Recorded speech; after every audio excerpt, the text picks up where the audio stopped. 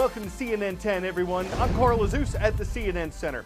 First story this Tuesday explains an election. The second one explains a strike. We'll start in the Middle Eastern country of Israel. Voters there are going back to the polls today for Israel's second general election within 6 months. The reason for that has to do with Israel's Knesset, its parliament. In order to serve as Israel's prime minister, a leader needs the support of most of the seats in the Knesset. There are 120 seats there, so a leader needs at least 61 of them in support. But there's a complication. There are dozens of political parties in Israel, and no single party is likely to win 61 seats in an election. So what a lawmaker has to do to serve as prime minister is form a coalition government, a group of parties working together that gives the leader at least 61 seats in the Knesset. Right after April's elections, incumbent Prime Minister Benjamin Netanyahu was expected to serve a record 5th term. But then there was a deadlock among the political parties. Prime Minister Netanyahu did not get enough of them to back him up with that 61-seat majority. It was the first time in Israel's history that an election didn't lead to a coalition government. So the Prime Minister called for a new general election, the one that happens today. Will it give him the 61 seats he needs for a coalition government? Will it give that to another Israeli lawmaker? Is more deadlock ahead? Israel waits to see. We also mentioned a strike. More than 48,000 workers across 9 U.S. states walked off the job yesterday. They're employees of General Motors, makers of Buick, Cadillac, Chevrolet, and GMC.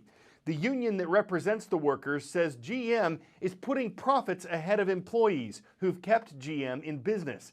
The union wants GM to change its plans to close 4 plants in the days ahead. It's also pushing for better pay, benefits, job security, and for GM to share more profits with employees.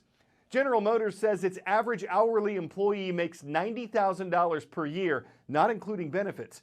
And it says it offered the union a solution for 2 of the plants set to close, plus better pay, more profit sharing, and an investment in new jobs. Analysts say all 3 of the major U.S. car makers are dealing with slower sales. The United Auto Workers strike against General Motors is the largest strike by any union against any business since the last strike at GM in 2007. 10-second trivia. In 1602, the Dutch East India Company sold shares to investors, creating the first what? Duopoly, hedge fund, IPO, or custodial account? This was the first modern IPO, an initial public offering. That's how businesses that start private go public. They put company shares on a stock exchange for the public to buy. Beyond Meat, which makes meat substitutes, saw its stock soar after it offered an IPO in early May. The Smile Direct Club, which uses 3D printed molds to straighten teeth, saw its stock slump after it issued an IPO last week. Why do companies do this? A splashy initial public offering can grab headlines, but generating buzz isn't the biggest reason why companies go public. It's really about raising cold, hard cash. When a company sells shares of stock to the public, it's hoping for a big payday. It can use that money to expand, to hire, to invest in projects, and even to allow early investors to cash out.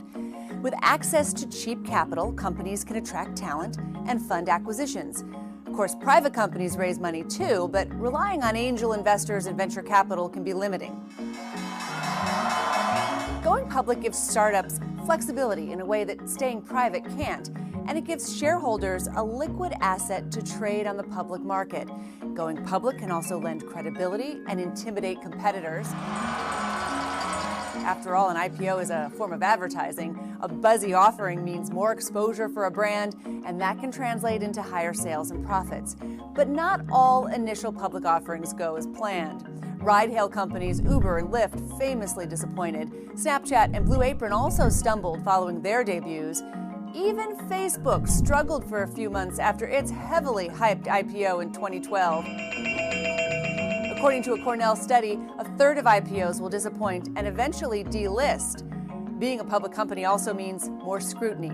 The books are wide open to investors and to regulators. And the pressure to deliver short-term financial goals is intense. Yes, there are risks to going public, but for many startups, it's still worth it.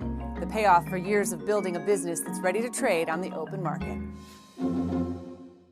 107 million people. That's how many traveled through Hartsfield-Jackson Atlanta International Airport last year, and that made it the busiest passenger airport on the planet, according to an Airports Council International report. What made it busy enough to win that title for 21 years straight? Hartsfield's a port of entry into North America, and it's within a 2-hour flight of 80% of the U.S. population. Beijing Capital International and Dubai Airport were in second and third place. Richard Quest got some simulated flight time. When you take off from Atlanta, what are the things that you need to bear in mind, particularly, more than any other airport? Well, Atlanta is the busiest airport in the world, and as a result, the radio traffic is daunting. The radio calls are just constant, so you have to listen very carefully. And you have to be very careful when you taxi to ensure that you're on the correct taxiway and that you don't incur on a runway or do something else and taxi to the wrong place as you're getting ready for takeoff. I think we're ready. Delta 767 Heavy, Atlanta Tower. The current winds are calm. Cleared for takeoff. Runway 27 right. Ready, let's go. All right. 80 knots, throttle hold, thrust normal. N1, gear up. The airport is at 2 o'clock.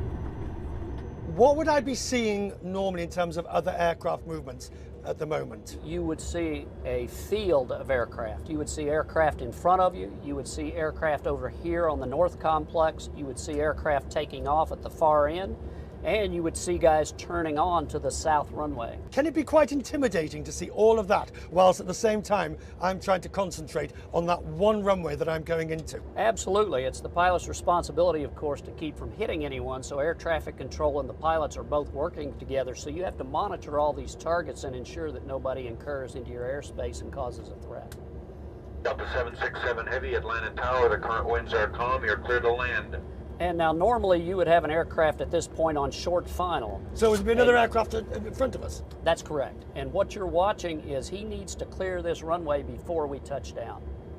And the tower and air traffic control has made that happen by assigning us airspeeds and the pilot using his good judgment, because we can't be on the runway at the same time he is for obvious reasons.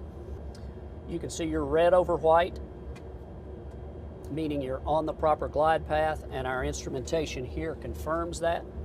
We're properly configured, and we should be touching down shortly. You try to touch down in the first third or 3,000 feet of the runway. I'm going to click off your autopilot, so you're going to be flying, but the auto throttles will still be engaged, okay? Got it. Up a little bit, nose up. There you go, small corrections, but very quick corrections. Looking good. You're red over white. 100. Okay, looking good. Slightly to the right. Pull, pull, pull, pull. 10. Boom! All right, brakes, brakes. You're on the concrete. You've been successful. Well done. You did it.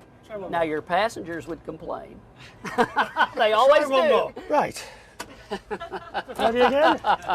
The first time you landed at Atlanta, do you remember it? Yes, I do. What was it like? It was really busy. I was a young co-pilot, and I was probably sweating a gallon of water. We landed the aircraft, and then immediately as the co-pilot, you have to go into your after-landing checklist. You have to be talking on the radio, so there was no time to savor the experience. There's nothing quite like Atlanta. No, not at all. Definitely the world's busiest airport.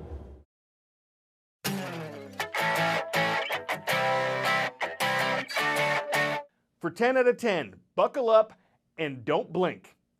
What you didn't just see right there was a sled, a U.S. Air Force test vehicle that was traveling along the rails of Holloman Air Force Base at around 6,599 miles per hour.